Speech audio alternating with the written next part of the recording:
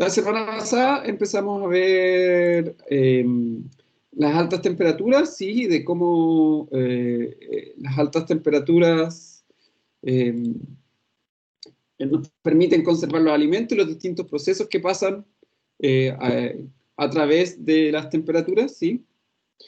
Y empezamos a ver, voy a hacer muy rápido una visión muy rápida de lo que vimos. Vimos eh, básicamente cuáles eran los objetivos de tratar los alimentos con altas temperaturas. Dijimos que el principal objetivo, no el único, pero el principal objetivo era disminuir la carga de microorganismos que traen, ¿sí? Principalmente bacterias, hongos, ¿sí? Que es lo que se degrada mayormente a altas temperaturas. ¿Sí? También enzimas, que si bien no son seres vivos, son proteínas, ¿sí? Que degradan los alimentos. Y vimos algunos procesos. El primero que vimos fue el escaldado, que básicamente lo conversamos que era somete los alimentos a altas temperaturas y después se enfrían rápidamente, ¿sí? Que eso era lo que se hacía. Y el objetivo principal en esto, acuérdense que era más que nada conservar la calidad del alimento, ¿sí? No es la temperatura, y no era, o sea, podía ser altas temperaturas, pero como el enfriado era tan rápido, se conservaban mucho mejor las características del alimento, ¿sí? Entonces era alta temperatura y después enfriarlo, y el principal objetivo, si bien ayudaba a disminuir la carga microbiana, pero el principal objetivo del escaldado era, y por eso lo pongo, era disminuir la actividad de esta enzima, que es la peroxidasa, ¿sí? Que esta enzima que está ahí, que es la peroxidasa, y porque esta enzima en el fondo es la que eventualmente degrada el alimento, puede que al momento de activarse cambie el sabor o cambie el color de los alimentos, ¿sí? Entonces este era en el escaldado el principal objetivo, si bien se disminuye la carga microbiana, pero el principal objetivo es disminuir la actividad de la enzima peroxidasa. Y además de eso, después hablamos un poquito bueno, hablamos de los sistemas, que había un sistema que era con agua, que se gastaba, que era en el fondo, que era meter las cosas en agua caliente y después enfriarlas, pero que el problema era que se ocupaba mucha agua, ¿sí? Y que lo que pasaba ahí, ¿sí? Hay pérdidas de vitaminas, azúcares y ácidos minerales, ¿sí? Porque en el fondo, como sumerjo las cosas en agua, el agua puede también degradar más fácilmente las vitaminas, los azúcares, los ácidos y los minerales. Se ocupa mucha agua y puede haber contaminación por bacterias que aguantan las altas temperaturas. Y la otra era por vapor, ¿sí? Que ahí está, ¿sí? Que era por vapor, que era un gasto de energía mayor, pero era más pareja y evitaba esta contaminación. Eso como a grandes rasgos lo que vimos.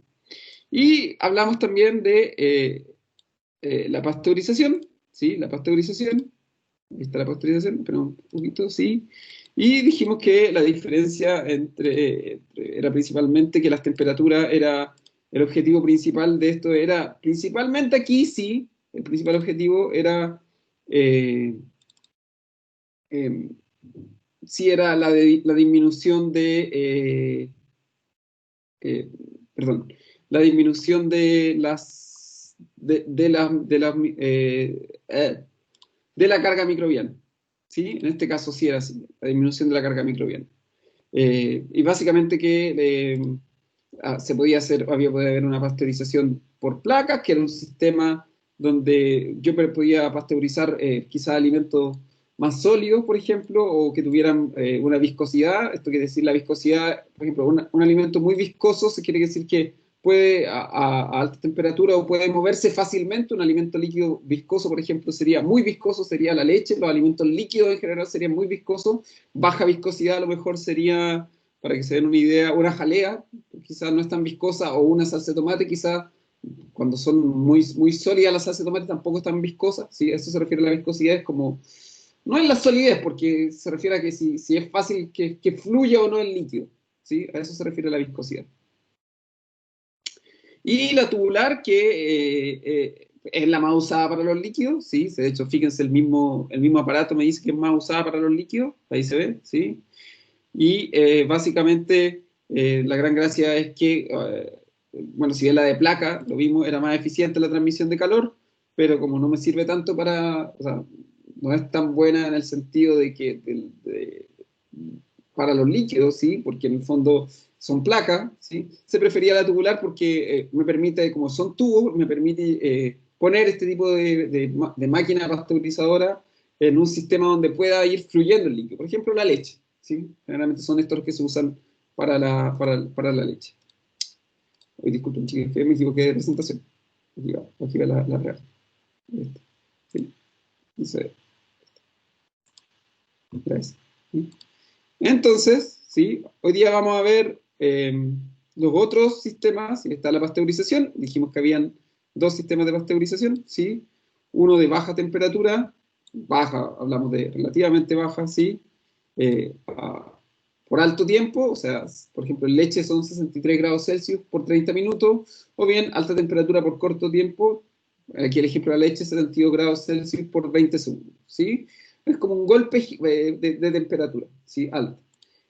Nuevamente, aquí lo vuelvo a repetir, el objetivo de esto siempre va a ser disminuir la carga microbiana, el principal objetivo de la pasteurización, especialmente, sobre todo en leche, que la leche naturalmente trae mucha carga microbiana, ¿sí? La pasteurización es esencial, ¿sí? Entonces estamos con la pasteurización. Hoy día vamos a hablar de otros sistemas, ¿sí? De altas temperaturas, no nos quedan muchos aquí, pero y después vamos a hablar de unos pocos de bajas temperaturas, ¿sí? De sistemas de baja temperatura. Otro sistema, ¿sí? Que se ocupa también de cuidado de altas temperaturas, ¿sí? De altas temperaturas, como dice ahí, es la apertización. Los que hablaron de conservas mencionaron un poquito de esto, ¿sí? De la apertización, ¿sí? Más que nada hablaron un poquito de cómo se realizaba el proceso completo. Aquí vamos a refinar algunas cosas, ¿sí? Que básicamente la apertización, que es lo que se ocupa en las conservas, ¿sí? En la industria conservera, ¿sí? Son dos conceptos. Por un lado, como dice ahí, el tratamiento térmico, ¿sí? El tratamiento térmico, o sea, se calienta después. La gran gracia de que yo caliente esto dentro del envase, ¿sí? De la lata, es que yo caliento y evito que se recontamine sellando, ¿sí? La conserva, ¿sí? En este caso puede ser el enlatado, puede ser eh, la conserva, digamos, de vidrio. Entonces se va a calentar dentro del envase el producto y después se sella, para que así, en el fondo, yo mantengo esa esterilidad, ¿sí? Ese alimento, la inocuidad del alimento, lo que hemos hablado un montón de la inocuidad del alimento, se mantiene, ¿sí? Lo ideal de eso es como, en el fondo, es como cuando uno, no sé, pues le dicen, protéjase de la herida unos días, ¿sí? Para que no se infecte. Es un poco eso, ¿sí? No quiero que se recontamine. Es como, imagínense que, no sé, pues, eh, que, eh, que esta cuestión ya la meto a alta temperatura y después la dejo hacia el aire, no, pues se va a contaminar fácilmente. Entonces, por eso se hace el sellado, ¿sí? Porque así conservo las características de inocuidad del alimento. En esto es como es un método de esterilización en el fondo también, ¿sí? Eso es lo que quiero que quede claro, un método de esterilización también, pero que se hace a través, como dice ahí, de alimentos que son preenvasados, ¿sí? Esa es la diferencia. A veces, ¿sí? Eh, o más bien dicho, la diferencia con la pasteurización, ¿sí? Es que la pasteurización yo trato directamente el alimento o el líquido, ¿sí? Aquí no, aquí en el fondo se trata, no es indirectamente porque el calor la va a afectar directamente, pero se trata dentro del envase, ¿sí? Se trata dentro del envase. O sea, tiene que existir un envase, un medio donde vaya el alimento. Puede ser una serie de envases, dice que generalmente lo que más se ocupa en las conservas son metal y vidrio, ¿sí? Pero en la actualidad hay ciertos plásticos, ¿sí? Que resisten altas temperaturas, ¿sí? Y en algunos lados también existen por ejemplo, los envases Tetra Pak, ¿sí? También permiten el tratamiento térmico, ¿sí? Del alimento envasado o preenvasado, ¿sí? Entonces, generalmente lo que más se usa, vuelvo a repetir, lo que más se usa quizás son latas, eh, vidrios y los famosos Tetra Pak, ¿sí? Ahí se ve, por ejemplo, aquí tenemos, esto parece que son ciruelas, arándanos, no sé, no se ve bien la imagen. Sí, no, son cerezas, pues. Esto lo conversaron los chiquillos en la presentación, sí, el producto se tiene que preparar, sí, ya sea, por ejemplo, dependiendo del tipo de producto, por ejemplo, si fueran duranos en conserva, se elimina el cuesco, sí, si fuera, no sé, pues ahora hay hasta, no sé si alguien la ha visto, que hay hasta cazuelas que venden en las cajas, la guasil poroto, no sé si lo han visto. que ahora hay una serie de productos que vienen en estas cajas, ¿sí? En el caso si fueran, por ejemplo, mermeladas, también el producto tiene que procesarse antes, ¿sí? A eso se refiere con la preparación del producto. Por supuesto, el llenado, que no quede ninguna partícula de aire dentro del envase, mientras menos aire, ¿sí? Queda dentro del envase, ¿sí? El proceso de esterilización va a ser mejor. Y por supuesto, a ver, el sellado del alimento, ¿sí? O sea, el sellado del envase. Entonces, ojo con esto, ¿sí? Hay una diferencia, ¿sí? Cuando se hace el apertizado, ¿sí? O sea, no es, como digo, vuelvo a repetirlo, el alimento no se procesa así, no se puede llegar y procesar. Ahí tiene que pasar por una preparación previa. Obviamente que esto va a depender del producto también. Por ejemplo, acá en la preparación, como digo, va a seleccionar y clasificar, no se puede poner cualquier cosa, ¿sí? La materia prima hay que someterla a una serie de características. El pelado, muchas veces hay gran parte de los alimentos, la cáscara, ¿sí? Por ejemplo, en la piña o en el caso de los duraznos, sí, se elimina más que nada porque, por ejemplo, en el caso de la piña es muy dura la cáscara, ¿sí? Y además no es comestible, entonces ¿para qué la vamos a someter a un proceso? En el caso de los duraznos, muchas veces se elimina porque la cáscara tiene un sabor que no es deseable al momento de ser conservada, ¿sí? Lo que uno quiere hacer con la conserva es tratar de que los azúcares, ¿sí? Eh, se realza el sabor de los azúcares y la cáscara no ayuda a eso, ¿sí? En general, por eso se elimina la cáscara, sobre todo en las frutas o los vegetales, ¿sí? Pelados, trozados, ¿sí? Ahí uno ve, de acuerdo al destino, ¿sí? Del material, cuál se va para pelado, cuál se va para trozado, y finalmente se realiza un escaldado previo, ¿sí? Una pre-preparación, ¿sí? Para el escaldado, que lo vimos hace un momento, más que nada para desactivar esta enzima, ¿sí? La enzima peroxidasa. Y empezar a disminuir de a poco la carga microbiana. Acuérdense que el escaldado no es el objetivo principal disminuir la carga microbiana. Es probable que después del escaldado, ¿sí? Se mantenga algo de microbios, ¿sí? Se mantenga una carga microbiana. Eh, y en ese caso, sí, como se mantiene una carga microbiana, aquí en el fondo el objetivo que va a tener como para eliminar completamente la carga microbiana va a ser el proceso de la apertización. Este escaldado se hace principalmente acá en la preparación del producto para disminuir la enzima. No importa que quede microbios porque en el siguiente proceso sometido a altas temperaturas esa carga microbiana va a disminuir lo más posible, ¿sí? Entonces ahí en el fondo se tienen dos procesos térmicos esto, a veces, ¿sí? El envase se tiene que lavar, ¿sí? Tiene que ser un envase que esté completamente limpio de cualquier residuo, por razones obvias, ¿sí? No va a ser que me quede un pedacito de metal, polvo, ¿sí? O el cartón no quede bien pulido, ¿sí? Eh, la ideal de ese lavado, además, no puede quedar agua dentro de eso, por eso dice ahí que se transportan boca abajo, ¿sí? No puede quedar agua dentro del envase, lo ideal es que el envase esté completamente seco, a veces también dentro del proceso del tratamiento de envase hay máquinas de secado, y obviamente que, como dice ahí, las máquinas que van a ver varían de acuerdo al tipo de producto, ¿sí? Hay máquinas que son para productos líquidos, para productos sólidos, para productos más viscosos o menos viscosos, ¿sí? Todo el mundo, yo digo, esto es lo que hacen los ingenieros mecánicos, ¿sí? Que básicamente inventan máquinas para lo que uno quiera, ¿sí? Lo digo porque tengo un amigo que estudia ingeniería mecánica y me contaba que una vez al semestre, creo que cuando van como en cuarto año en ingeniería mecánica, compiten con los ingenieros eléctricos, les dan un objetivo, hagan una máquina para, no sé, lo que sea, ¿sí? Para, no sé, para calentar papas fritas y que no haya que meterla en aceite caliente todo el rato, y compiten los ingenieros mecánicos con los ingenieros eléctricos a quien se le ocurre la máquina más rara. Con todo un cuento ahí que tienen con eso, en inventar máquinas. Y luego, como dice ahí, se evacúa todo el aire, muy importante porque el oxígeno, ¿sí? En contacto con el producto puede oxidar el producto, eso es lo que hace el oxígeno, oxida las cosas. Si el producto se oxida, cambia el sabor, se oxidan también las azúcares, ¿sí? Y eso es lo que yo no busco, yo quiero que el producto que mantenga su calidad, ¿sí? Se elimina también el oxígeno porque puede activar algunas bacterias, como acuérdense que todavía no ha pasado por el proceso de esterilización, es probable que algunas bacterias se puedan activar, ¿sí? En este momento, entonces yo no quiero que eso ocurra, ¿sí? Además, con eso me aseguro, como digo, eliminando el oxígeno, además eh, ¿cómo se llama? hay una serie de otros procesos que ocurren fisiológicos dentro del alimento que se detienen, ¿sí? Entonces es súper importante, ¿sí?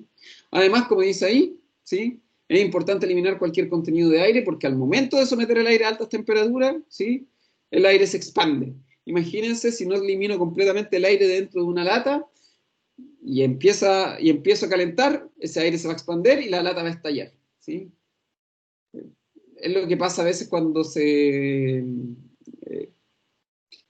no sé si alguno ha visto que de repente las latas o las conservas se agujerean o vienen abolladas o vienen golpeadas y uno ve que de repente, o a veces los jugos, ¿sí? Los jugos, los néctar, eh, ve uno que la tapita de los néctar está levantada, no sé si alguno lo ha pasado, ¿sí? La tapita eso pasa porque el néctar está malo, porque en algún momento el néctar se rompió, se abrió, o ese sellado que tiene que ser un sellado completo y sin aire, se entró una gota de aire y entonces el producto, la lata se empieza a expandir, ¿sí? A expandir, no expandir, sí, expandir, expandir.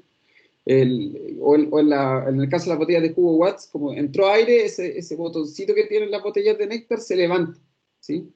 Eso, si algún día les pasa, si ven que la lata de conserva está media inflada, o si ven que la tapita del néctar está media inflada, quiere decir que entró oxígeno. Y quiere decir que ese alimento puede que esté, por lo más probable es que esté echado a perder, ¿sí? Así que si una vez ven una lata en conserva que se ve como inflada, descártenla, ¿sí? Descártenla. Está mala, ¿sí? Eso es por eso, porque, por esto, ¿sí? Por esto que habla acá, ¿sí? Quiere decir que a lo mejor este proceso de sacado de aire no se hizo bien, ¿sí? O bien que el producto no se selló bien, ¿sí? Es como la gran manera de saber si una lata está buena o mala. Por eso siempre las latas en conserva, cuando nunca compre las latas en conserva que vienen machucadas, chiquillos, ¿sí? Porque esa probablemente entró oxígeno, ¿sí? Ese es un tip, ¿sí? Por eso, generalmente, sí, no sé si alguno lo ha visto, uno va a veces al local de barrio y siempre están las latas todas molidas, es porque las de descarte de los supermercados llegan a los comercios más chicos. Eh, Así que tengan cuidado, ¿sí? Quiere decir que algo durante el proceso no resultó bien. Ahí sí tenemos, ¿se dan cuenta? Por eso las latas tienen, ahí tienen esta forma las latas de conserva, ¿se dan cuenta? Porque eso, ¿sí? En caso de que hubiera, ¿sí? Algún problema, esto que se llaman anillos de expansión, ¿sí? Pueden crecer o disminuir, ¿sí? Con las temperaturas, ¿sí? Acá arriba también, ¿se dan cuenta? Hay un espacio en la cabeza, ¿sí? Y por eso tienen así, la cabeza de las botellas de vidrio están, ¿cómo se llama? Son tan grandes y tan anchas, ¿sí? Porque nos permiten saber, y tienen varios niveles, ¿sí? Porque nos permiten saber, ¿sí? Si el alimento, o sea, si el envase quedó bien sellado o no. ¿Se dan cuenta? Hay toda una ciencia detrás de esto. Toda una ciencia detrás de esto.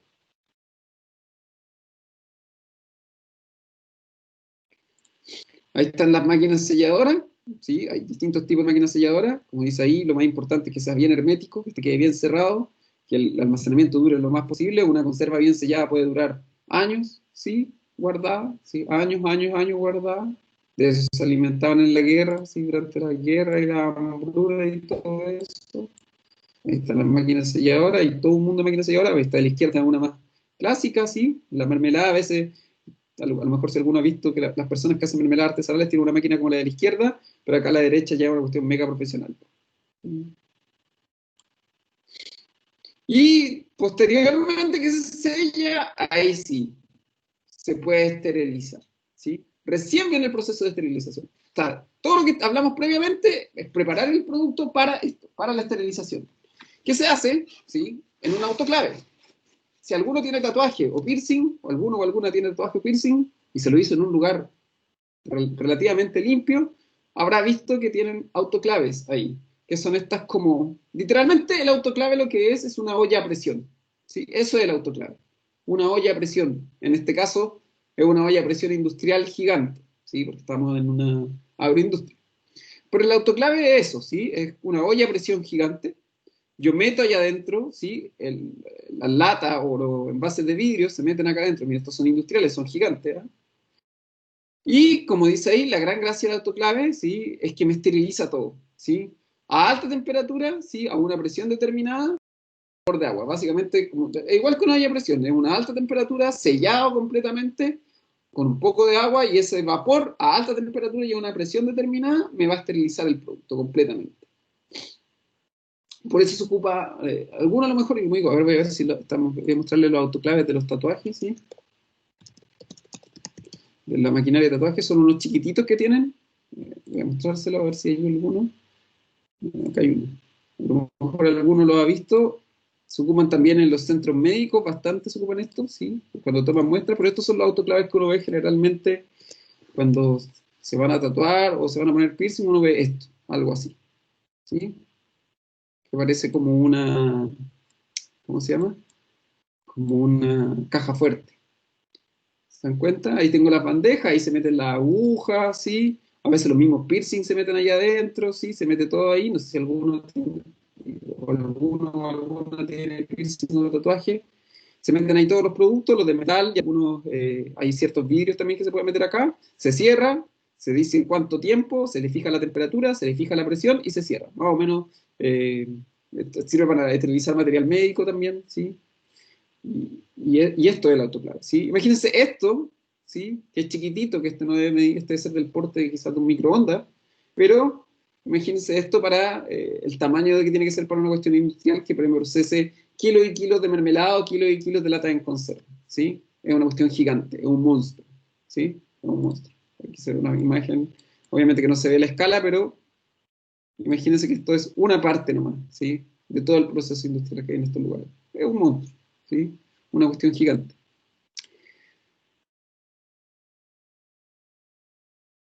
Como decía un profe, finalmente la mejor manera de hacer mermelada, pero hay que tener cuidado, es con una olla de presión. También se puede hacer manjar, sí, cosas así. Hay que tener cuidado, nomás, ir regulando la presión. Se mete en el autoclave, generalmente los tiempos de esterilización, dependiendo más o menos, son, como es agua, son más o menos 20 minutos dentro del autoclave, 20 a 22 minutos dentro del autoclave que se mete el producto. Eh, a veces un poco más, a veces más o menos ese es el proceso, ¿sí? 20 a 22 minutos.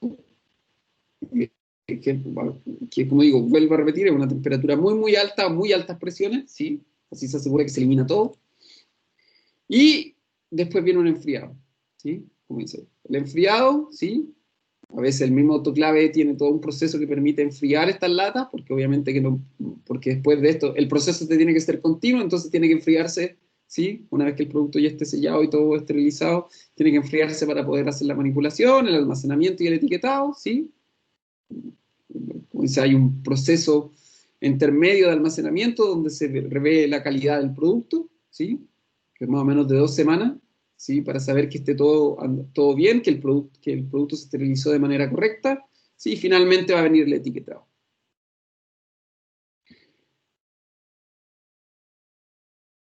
Entonces, vuelvo a decir, ¿sí? Ahí hablo un poquito, ¿sí? Hay una esterilización de productos previo al envasado también. Esto también se hace una esterilización previa, ¿sí? Generalmente lo más usado es que se hace dentro del envase, pero también hay una esterilización que se hace previa al envasado, ¿sí? Generalmente es para productos líquidos, ¿sí? La leche, por ejemplo, se puede esterilizar. A veces se pasteuriza, pero a veces se esteriliza, dependiendo de la fuente, ¿sí? Un circuito cerrado es distinto el proceso, ¿sí? No se hace dentro del envase, el producto se esteriliza fuera del envase y después se mete dentro del envase, eso es la diferencia.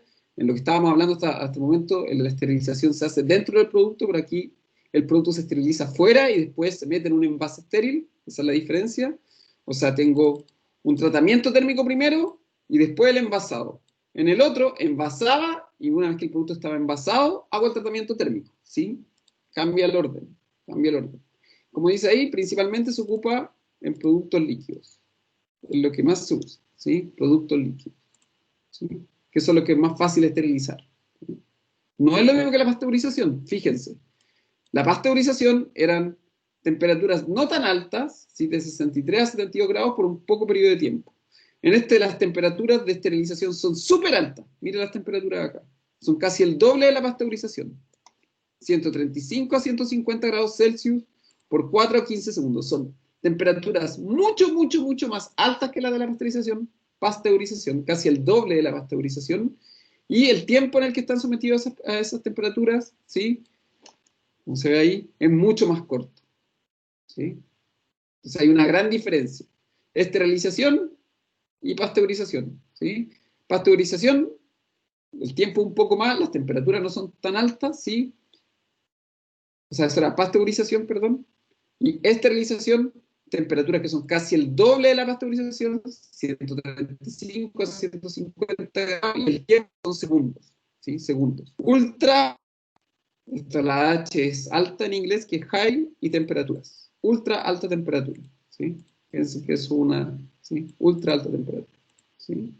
Muy altas temperaturas, ¿sí? En la actualidad se ocupa más esto para la leche, ¿sí? Se ocupa más esto para la leche, los tratamientos UHT.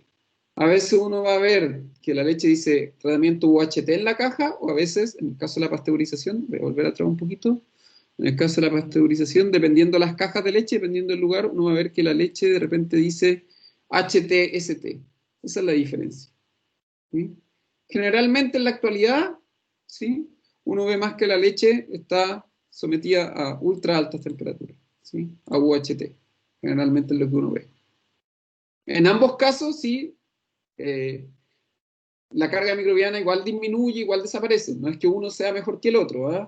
No es que en uno, porque me someten a más temperatura, a más temperaturas más altas, quiere decir que en uno se eliminan más que en el otro. No tiene que ver con eso, ¿sí? No tiene que ver con eso. Los dos procesos son igual de efectivos, ¿sí? ¿Por qué se preferirá el uno por sobre el otro? Porque quizá el UHT a lo mejor la maquinaria es más barata, a lo mejor porque el tiempo, el nivel de la máquina de procesamiento es mejor, no sé, me imagino que por eso ocupa más UHT, pero cualquiera de los dos procesos consigue el mismo objetivo, que es disminuir la carga microbiana. La gran gracia de esto, como dice ahí, que como es rápido y corto, sí, se hace bastante rápido, un proceso que pueden hacer muchos litros de leche a lo mejor en muy poco tiempo, ¿sí? Como es alta temperatura y por poquito rato, y son muchos litros, el costo energético es menor también, ¿sí? Y además, como es muy altas temperaturas por poco tiempo, ¿sí? Eh, no daño tanto al producto, se mantiene mejor la calidad del producto, ¿sí? Lo vuelvo a repetir, no hay, ¿cómo se llama? Eh, no hay un gran eh, eh, cambio en la cantidad de microbios, eso se va a mantener, pero sí, puede que se prefiera por esto, porque se mantiene mejor la calidad del producto. Hay también, igual que en el otro, sistemas directos e indirectos, dos tipos de sistemas, ¿sí? No quiero detallar mucho en eso. Y ahí está el proceso, ¿sí? Procesos de esterilización, ¿sí? Eh, Básicamente ahí es todo un proceso gigante donde se inyecta el producto, alto vapor, el producto va circulando, bla, ¿sí? No quiero detallar el proceso con detalle aquí, pero básicamente para que entiendan un poco, entra el producto, ¿sí? Está la leche ahí, por ejemplo, está en leche, entra el producto desde un tanque, ¿sí? Ahí donde dice 1B, hay una bomba, y después el producto entra en este lugar, ¿sí? Fíjense que aquí entra, empieza a circular el producto. Esto, lo que está en azul es la leche entrando, ¿sí? Lo que está en azul es la leche que circula. Y lo rojo oscuro, ¿sí? Es vapor. Lo rojo, digamos, no tan oscuro, es agua caliente. Entonces, fíjense que entre un tanque, ¿sí? El celeste clarito es... A ver, voy a agrandar el mono, que lo vean mejor. Lo azul es leche, ¿sí? Lo azul es leche. El azul es leche. El celeste es agua fría, ¿sí? El rojo claro, agua caliente. El rojo oscuro, vapor, o sea, vapor, ¿sí? El como café claro, más beige, ¿sí? Es condensación y vacío, ¿sí? Que es en el fondo que se saca oxígeno, ¿sí? Y esta línea que está aquí, la línea más blanca, ¿sí? Que está por acá, es que se invierte que si esto viene en este sentido, ¿sí? Desde la izquierda, como en el sentido de los relojes, lo que hace esta raya blanca es que devuelve el producto, en caso de que no quede bien, que no quede bueno. Entonces, básicamente lo que me está mostrando esto es que entra la leche, ¿sí?, al sistema, y se fijan, se va combinando el agua caliente con el agua fría, hay un proceso de que se caliente el producto a altas temperaturas, se tiene que enfriar para que el producto no se siga calentando, un poco, ¿sí? Estas son muy altas temperaturas, se somete ahí el vapor, el producto sigue viajando, si se dan cuenta, viaja por todos lados, se va enfriando constantemente, por eso está todo el rato aquí el agua fría, ¿sí? Solamente el momento en que se somete a alta temperatura es un breve momento, ¿sí? Y después hay que mantener el producto frío, ¿sí? Para que no pierda sus calidades organolépticas, ¿sí? Entonces, porque si no, si el producto se mantiene a altas temperaturas, va a perder, se va a empezar a lo mejor a formar nata, ¿sí?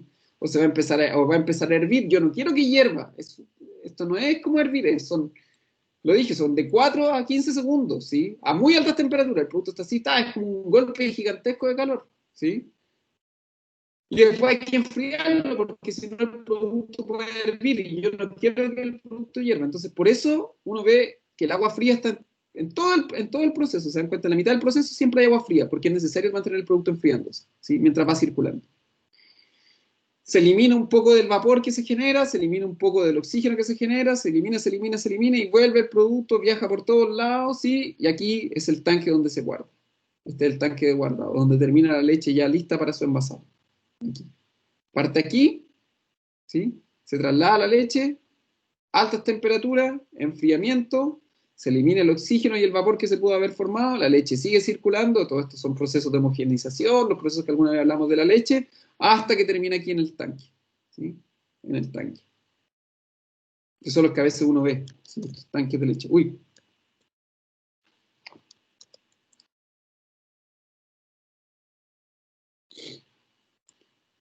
Ahí tenemos también intercambios, esterilizaciones indirectas, donde el producto se hace a través de intercambio de calor. Probablemente por uno de estos tubos va pasando la leche y por otro va pasando las altas temperaturas. Hay un intercambio de calor, ¿sí? Alta temperatura o baja, ¿sí? Aquí también se ve, son todos de intercambio de calor, ¿sí? Por uno de estos va la leche va pasando normal y por estos tubos va pasando a altas temperaturas, entonces se intercambia el calor. Es como que no es directo sobre el producto, sino que el producto a través de la transmisión de calor entre un lado A y un lado B, el producto se calienta, ¿sí? Básicamente son distintos procesos, distintos maquinarios, ¿sí? No hay una gran diferencia. Eso con los procesos de temperatura, ¿sí? Vamos a ver rápidamente las bajas temperaturas, ¿sí? No son muchas, son poquitos procesos. Comparto enseguida.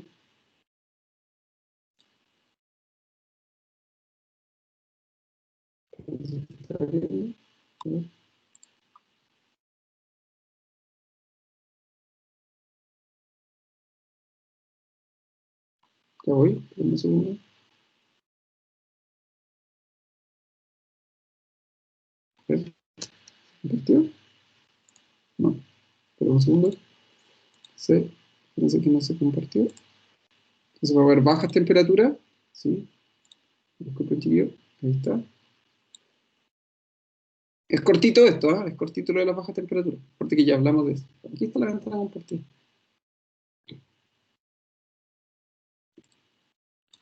Ahí está. ¿Se ve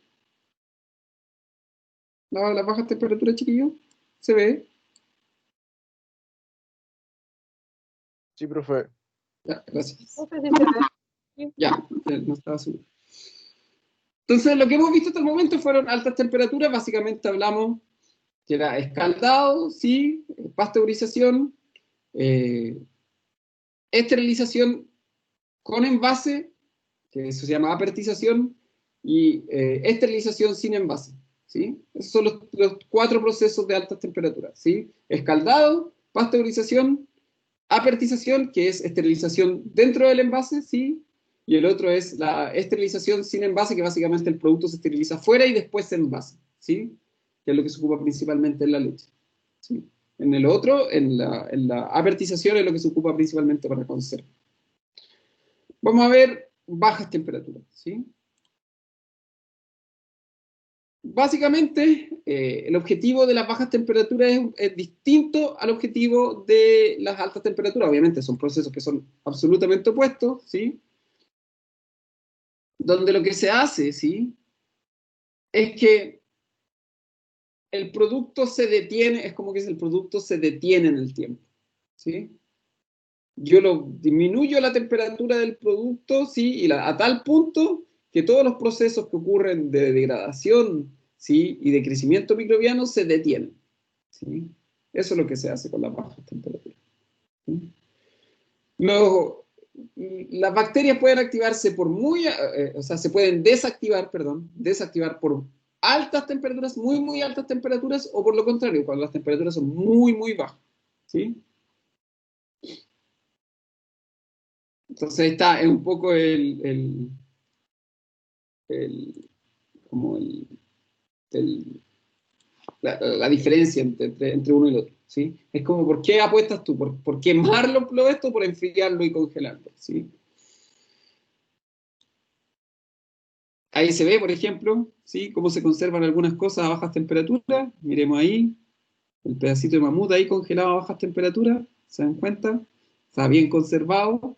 Esto es lo que a veces encuentran debajo de los cerros, ¿sí? En las cordilleras o en lugares donde hace mucho, mucho frío enterrado a muy bajas temperaturas, porque se conservan perfectamente.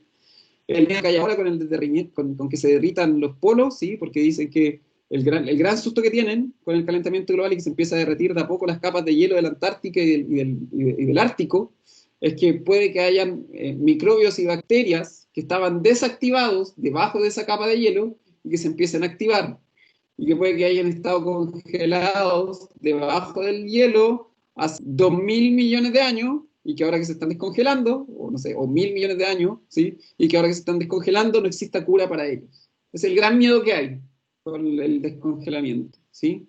Que esas cosas que estaban inactivas a bajas temperaturas ahora se empiezan a activar. Hay mucho miedo con eso, ¿no? Para que vean que el coronavirus es solamente la punta del iceberg, literalmente, ¿sí? Entonces, ojo con eso, porque estas cosas están conservadas a bajas temperaturas, ¿sí? Debajo de capas de hielo y ahora están empezando a derretir y no saben lo que puede pasar. Están así, así asustados. La gran gracia de las bajas temperaturas es que mientras más baja la temperatura, ¿sí? Más baja la temperatura, ¿sí? Eh, mejor se va a conservar el producto. ¿Lo vieron cuando hablamos, cuando se habló un poquito, los chiquillos lo hablaban de la diferencia entre los congelados, entre el IQF y el otro congelado, sí? Que en el fondo la gran gracia del IQF es que se congela individualmente cada producto a muy, muy bajas temperaturas y de golpe, ¿sí? Eso es lo ideal. Eso es lo ideal. ¿Sí? De hecho, lo ideal, por ejemplo, cuando se conservan, no sé si lo saben, pero cuando se conservan la gente que congela los óvulos, ¿sí? O cuando se conserva semen, no sé, cuando se hacen estas conservaciones en las clínicas de esterilización, para conservar la calidad de ese óvulo, para conservar la calidad del semen o para conservar las células madre, se ocupa, ¿cómo se llama? Esta cuestión que congela todo. Nitrógeno líquido, ¿sí? Nitrógeno líquido, que congela las cosas de golpe a menos 200 grados Celsius de una vez, ¿sí? Y se dejan conservar ahí en nitrógeno líquido. Así se conservan las cosas muy rápido, ¿sí? Y en general todos los productos de conservación de bacterias o conservación de hongos que se hacen en laboratorio, ¿sí? Las mismas muestras de virus, por ejemplo, se conservan a muy, muy, muy, muy bajas temperaturas, generalmente con nitrógeno líquido, ¿sí? Porque así mantengo las características en este caso, del ADN, ¿sí? Entonces, ahí hay un ejemplo de eso. Obviamente que no sé si valdría la pena ocupar una de estas máquinas para la industria alimentaria, pero hay un ejemplo. Hay dos métodos de conservación de temperatura, la refrigeración, ¿sí? Que básicamente, bueno, vamos a detallarla con mayor detalle, que se disminuye la actividad microbiana enzimática y química, ¿sí? Que son las que degradan los alimentos, y la congelación, ¿sí?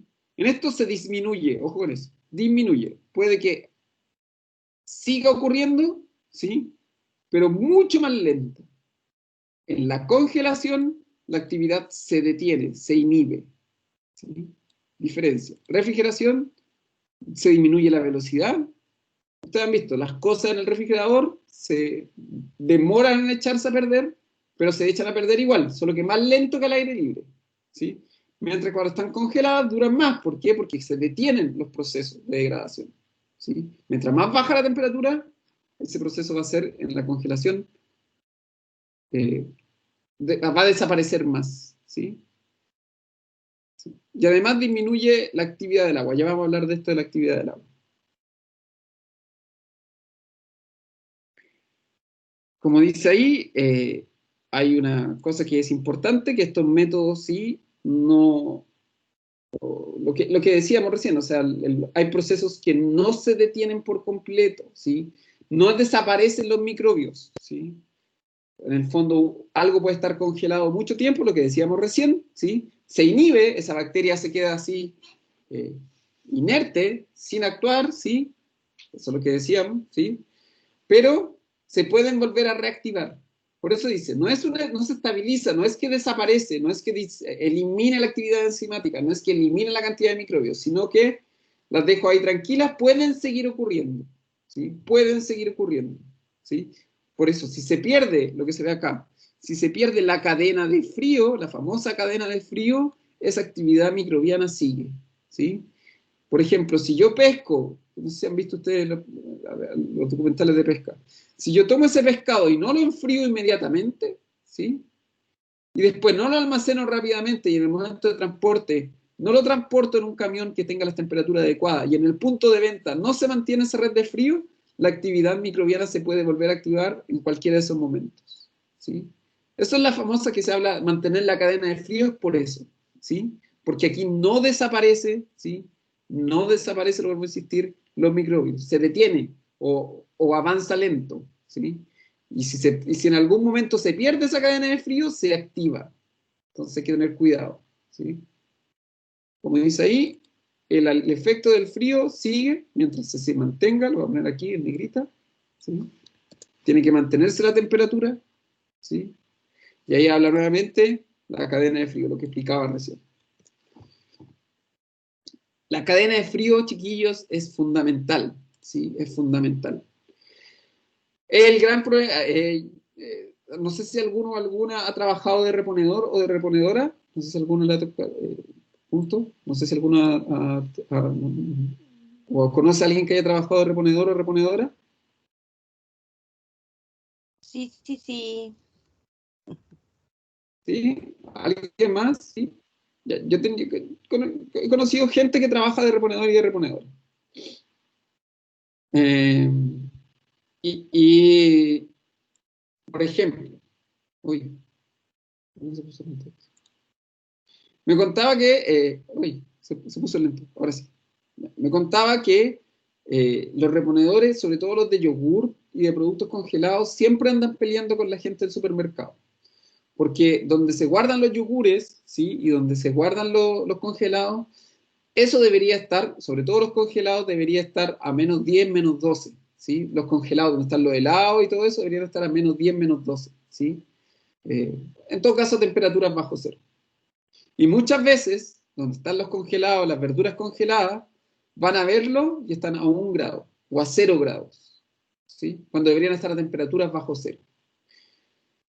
Y tienen que pelear con la gente del supermercado porque en el fondo le tienen que explicar, oiga, si usted no mantiene estos productos congelados, ¿sí? A la temperatura que se indica, generalmente temperaturas bajo cero, se pierde la cadena de frío y se activan los microbios, ¿sí? La actividad enzimática se vuelve a activar y el producto se echa a perder. Es una pelea constante, ¿sí?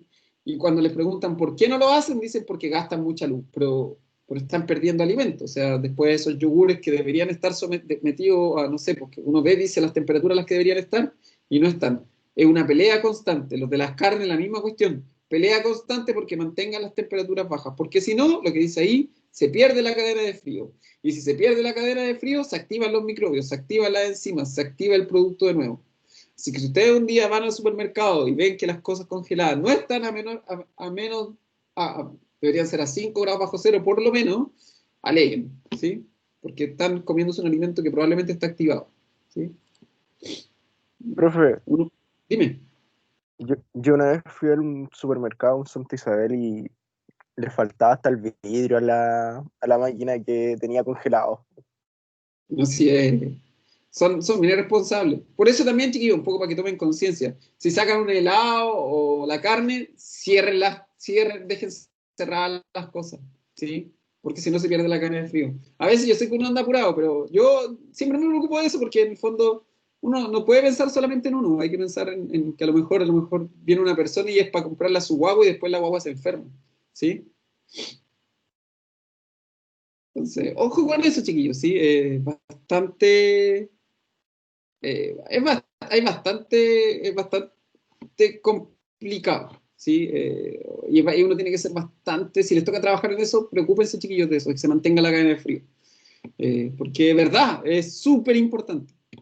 Se pierde la cadena de frío, se pierde el producto. Ya nos quedan poquitas diapos, chiquillos, no se preocupen, ¿sí? Bueno, refrigeración, ¿sí? Se mantiene el producto de -2 a -5, a -0,5, perdón. Básicamente, como dice, lo que se hace con los refri, es aumentar la vida útil, incrementar la conservación, que el producto se mantenga, que crezca su vida útil. En vez de que yo tenga, no sé, una manzana afuera y me dure, no sé, una semana, que me dure a lo mejor 2 semanas. ¿Sí? Eso se refiere, la refrigeración. Esto lo voy a poner aquí las temperaturas. ¿Sí? Profe, tengo una pregunta. Dime. Los productos cuando se contaminan y se congela también la contaminación y cuando se descongela se sigue su proceso de contaminación, ¿cierto? No, no, mira, lo que pasa es que hay veces que los productos, por ejemplo, las carnes, ¿sí? O, no sé, los pateos, los yogures, eh, no es que estén contaminados y que el proceso se contamine, lo que pasa es que acuérdate que, por ejemplo, en el caso de los yogures, ¿sí? O por ejemplo la leche cultivada, ya dentro el contenido de microbios y de bacterias que trae, por ejemplo, la leche cultivada es alto, pero no todos esos microbios y bacterias son malas. El punto es que cuando se pierden estos procesos cuando se pierde la cadena de frío, este balance de bacterias, ¿sí? Y de otros productos y de otros microorganismos que traen, por ejemplo, los yogures o las leches mismas, ¿sí? Estos balances se alteran. Entonces, por ejemplo, tú cuando tomas leche cultivada o tomas el 1 al día y esas cosas, ¿sí? Eh, y mantienes la cadena de frío, el producto se te mantiene igual. Y lo que pasa es que estos balances de bacterias se alteran cuando salen las temperaturas, porque hay bacterias que se activan a mayores temperaturas. No es que, no es que detienes la contaminación, es que muchas veces lo que pasa con la leche, con los productos lácteos sobre todo, incluso con las carnes, no es que el producto esté contaminado y detienes la contaminación. Lo que hace es que cuando se pierde la cadena de frío, estos balances que hay dentro de los productos, y que además, acuérdate que no son solamente bacterias, sino que también son enzimas y proteínas que hay en los productos y reacciones químicas y reacciones que tienen que ver con el intercambio de oxígeno, se activan, ¿sí? No es que la contaminación en sí se activa, sino que todos los otros procesos de oxidación, procesos de activación de enzimas, procesos de cambio de calor, procesos que a lo mejor, no sé, porque tienen que ver con la luz solar o qué sé yo, todos los procesos se activan. No es que tú lo detengas, no es como que la contaminación la detenga, sino que lo que detiene es todo lo que le pasa a un producto normalmente cuando se echa a perder, eso lo detienes o eso lo disminuyes, ¿sí? No solo la contaminación, eso es lo que voy. Obviamente que sí, efectivamente, si tú, no quiero poner un ejemplo, pero si tú, no sé, por un alimento, alguien le estornuda a un producto en la cadena y después se enfría, sí, esa contaminación se detiene o se para, y si tú después pierdes la cadena de frío, se vuelve a activar, ¿sí? Las bacterias, tú necesitas una o dos bacterias para que se multiplique esa bacteria. Mira, yo cuando trabajaba en laboratorio, nosotros teníamos que hacer cultivos de bacterias de planta. El cultivo de bacterias se demora sometido, tú dejabas la bacteria, ponías una colonia de bacterias, que más o menos tenían, no sé, por decirte algo, no de una bacteria, pero ponte tú de 10.000 bacterias, ¿sí? Nosotros sacamos, uno veía las colonias que formaban, de 10.000 bacterias, eh, metiéndolas 24 horas a 28 grados Celsius, ¿sí? Se multiplicaban fácilmente a 40 millones, ¿sí?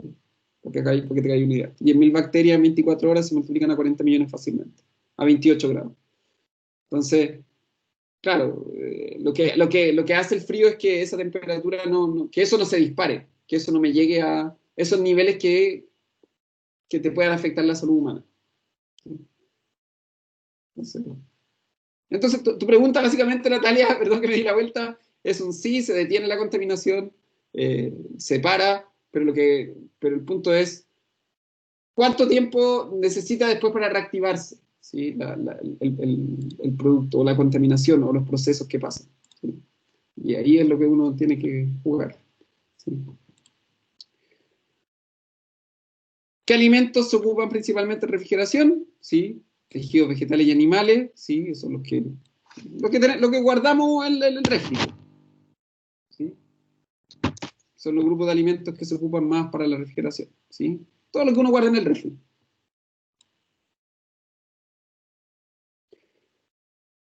Como dice ahí, los productos, la refrigeración de fruta y hortaliza, uno la puede mantener tal cual, sin procesarla, ¿sí? Y ahí dice lo que hace, miren. Todo esto produce la refrigeración.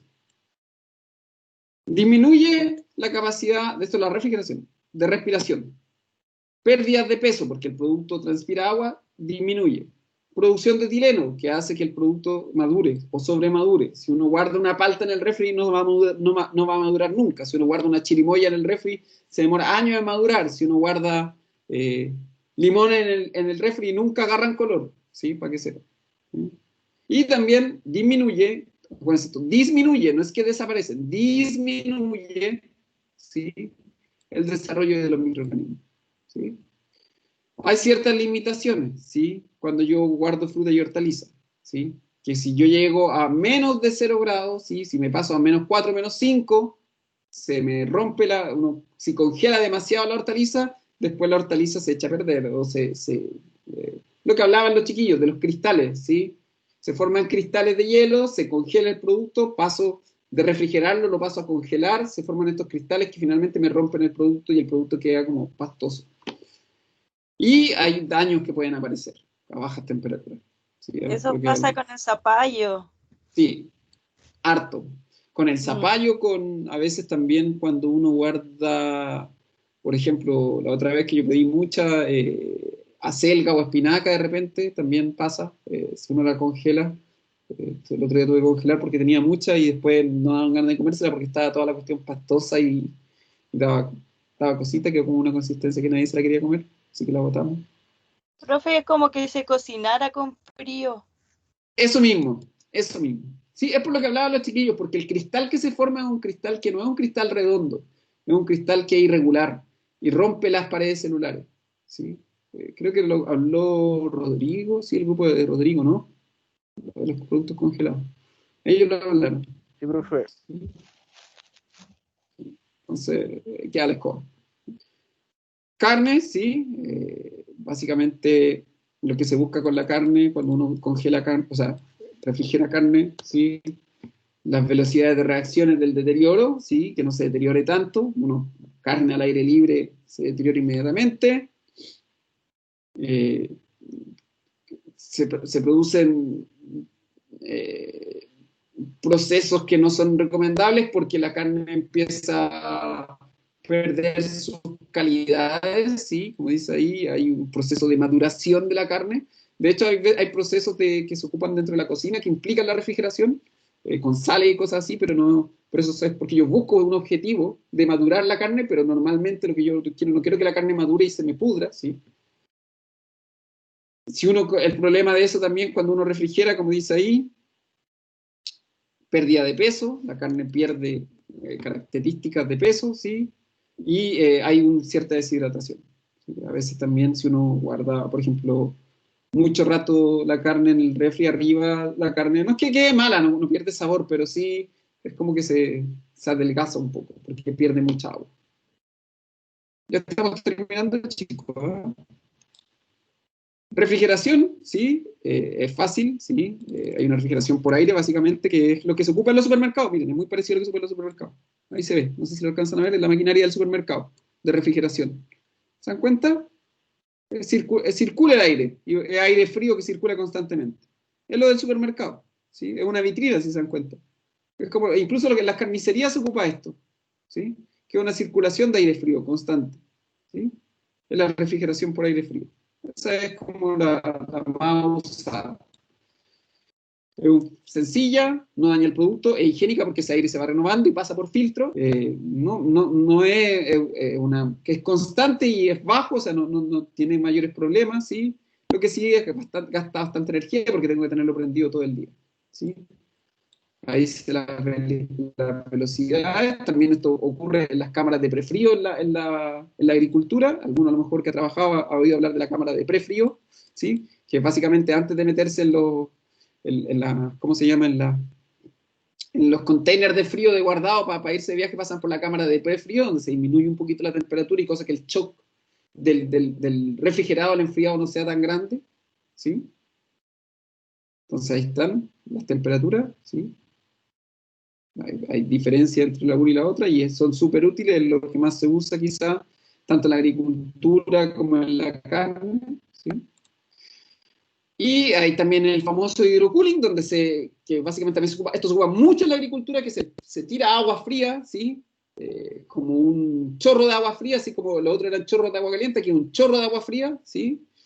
Donde se enfría rápidamente el producto, súper conveniente, ¿sí? Lo único problema es que se ocupa mucha agua, entonces ahí están los balances que prefiero, ¿sí? Hay también mayor posibilidad de contaminación porque a veces esa agua se recicla y se vuelve a ocupar, ¿sí? El producto queda húmedo, entonces generalmente se pasa por hidrocooling y después pasa por una máquina de secado, entonces necesito dos procesos, uno de enfriado y otro de secado, ¿sí? Se ocupa, como dice, para productos resistentes, se ocupa harto en manzana, en el hidrocooling, se ocupa harto en peras, se ocupa harto en productos que tienen cáscara más o menos gruesa, harto el hidrocooling, que se ocupa bastante, en ciertos duranos y damascos, no los que tienen, en ciertos duranos de cáscara más gruesa se usa hidrocooling, en ciertas ciruelas de cáscara más gruesa se usa hidrocooling. No en todo, ¿sí? Como dice, producto resistente. Palta se puede ocupar hidrocooling, que la palta no se ve tan afectada por las temperaturas, pero se ocupa también hidrocooling, ¿sí? Se ocupa bastante, ¿sí? A veces se seca y después se llevan a las cámaras de almacenamiento. Ahí está, este es el hidrocooling, a lo mejor alguno lo ha visto si ha trabajado en el campo, ¿sí? Ahí está, y el producto se va en la cadena y va ahí se tira agua fría, ¿sí? Va muy rápido, ¿sí? Entonces se ocupa bastante en verano porque uno cosecha, hace 22 grados, 23 grados, la fruta viene a 22, 23 grados y con esto se enfría de golpe a los 2 grados y detengo inmediatamente todos los procesos que pueden estar ocurriendo, ¿sí? Recuerden, los microorganismos no se eliminan, se disminuyen, ¿sí? Así que eso, ya la próxima semana vamos a ver los congelados, hoy día creo que lo dejar hasta acá, hasta el hidrocooling, ¿sí? Entonces, refrigerado es para disminuir la velocidad de las cosas, no elimina las bacterias, no la elimina, ¿sí? Disminuye la actividad de degradación, la actividad de la bacteria la disminuye, ¿sí? Los procesos de maduración los disminuye, ¿sí? Puede ser por aire, ¿sí? Por aire, ¿sí? Refrigeración, ahí está, o por agua fría. Esto se ocupa mucho, mucho en la agricultura, ¿sí? El hidrocooling, harto, ¿sí? En las máquinas de packing se ocupa bastante, ¿sí? Bastante. Les voy a dejar unos videos seguramente de esto, de los refrigerados por hidrocooling o por aire, ¿sí? Apenas lo encuentren, ¿sí? Eso sería por hoy, chicos. Que tengan, chicos y chicas, disculpen si me alargué un poquito, ¿sí? Aviso cualquier cosa, que tengan un buen fin de semana. Igual usted, Chao, profe, profe, que nos esté vemos. bien. Chao, chao. Chao, chao. Bien, chao, chao.